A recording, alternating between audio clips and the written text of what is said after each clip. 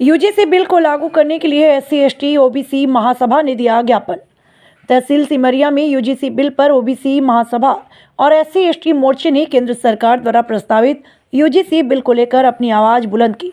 राष्ट्रीय core committee और समस्त प्रदेश अध्यक्षों के मंथन के बाद संगठन ने सीधे राष्ट्रपति, प्रधानमंत्री और केंद्रीय शिक्षा मंत्री को संबोधित करते हुए तहसीलदार सिमरिया को एक ज्ञापन सौंपकर एक महत्वपूर्ण मांग की।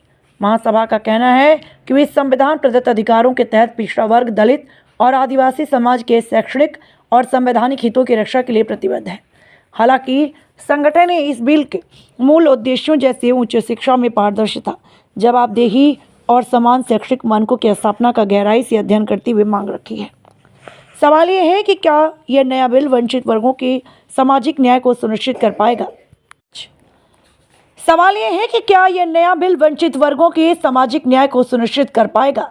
महासभा ने साफ कर दिया कि शिक्षा जगत में होने वाला कोई भी बदलाव हाशिए पर खड़े समाज के हितों की कीमत पर नहीं होना चाहिए। ज्ञापन के दौरान नंदकिशोर पटेल, मध्य प्रदेश सचिव रणजोर सिंह, जिलाध्यक्ष कमलेश भाई पटेल, पूर्व लोकसभा प्रत्याशी बीएसपी राम विश्वास पटेल, पूर्व जिलाध्यक्ष पुखराम सिंह यादव, अन्य लोग मौजूद रहे। प्रदेश ब्यूरो अवतार विश्वकर्मा की रिपोर्ट, पन्ना, मध्य प्रदेश। आज आप लोग किस संबंध में यहाँ पर ज्ञापन देने आए हुए हैं? भारत सरकार द्वारा एक आर्टिकल लाया गया यूजीसी, जो कॉलेजों में प्रताड़ित ओबीसी, एसटी के लोगों को, छात्रों को प्रताड़ित किया जाता है। और बहुत शिकायतें हुई, 115 गुना शिकायतें बढ़ी 24-25 में, 26 में। इस कारण से यूजीसी बिल सरकार लाई।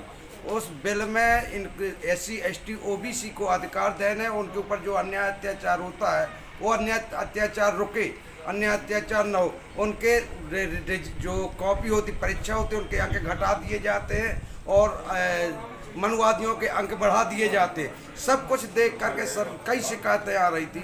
सरकार ने ये बिल लाई, उसका विरोध मनुवादियों ने सिर्फ 24 घंटे किया और 24 घंटे के बिल में मनवादी सुप्रीम कोर्ट में 2 जज बैठे।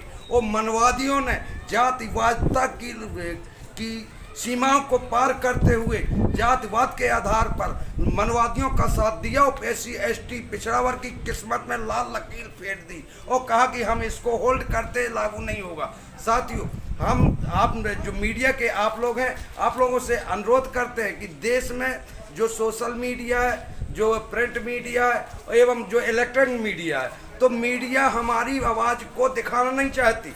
जबकि जिन लोगों ने विरोध किया, कुछ करणी सेना के लोग थे उसमें और कुछ फालतू के बुलाए हुए छात्र नहीं थे, बुलाए हुए लोग थे। उनके विरोध के कारण हाई कोर्ट के जजों ने बेगुनाह निर्णय लिया है। उनके विरुद्ध तुरंत एक कमेटी गठित होना चाहिए। सुप्रीम कोर्ट के जजों के ऊपर कमेटी गठित होना चाहिए जो उन्होंने सरकार के नियम को होल्ड किया है।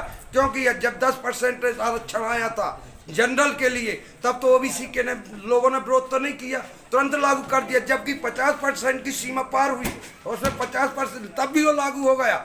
और एक लड़के ने 17 साल के एक पीआई दाखिल की, सुप्रीम कोर्ट में कहा कि कंपनियों में हमको आरक्षण नहीं मिलता, कॉलेजों में हमको आरक्षण नहीं मिलता, जो प्राइवेट कॉलेज हैं उनमें वो पीआई दाखिल। जबकि तो सुप्रीम कोर्ट ने आर्टिकल 42 का उपयोग करते हुए जो विशेष अधिकार है, बोले कि इनको प्राइवेट कॉलेजों में भी आरक्षण दिया जाएगा, कंपनियों में भी दिया जाएगा। ओबीसी का आरक्षण कई वर्षों से चल रहा है, मंडल कमीशन से आज तक चल रहा है। उसके लिए सरकार ने, कोर्ट ने निर्णय नहीं किया, न्यायालय ने निर्णय नहीं किया। इसलिए जो 2 जज हैं, इनके विरुद्ध तुरंत कमेटी गठित होना चाहिए, इनको बर्खास्त कर देना चाहिए, उस पद में रहने लायक नहीं है। इसलिए हम विरोध करते हैं कि केंद्र तुरंत इनके विरुद्ध जांच चालू करे, कमेटी गठित करे, ताकि ऐसे लोग, मनवादी लोग सदन में, न्यायालय में ना बैठ सकें। क्या शुभ नाम लिखते हैं? मैं नंदकिशोर पटेल, प्रदेश सचिव ओबीसी महासभा, मध्य प्रदेश।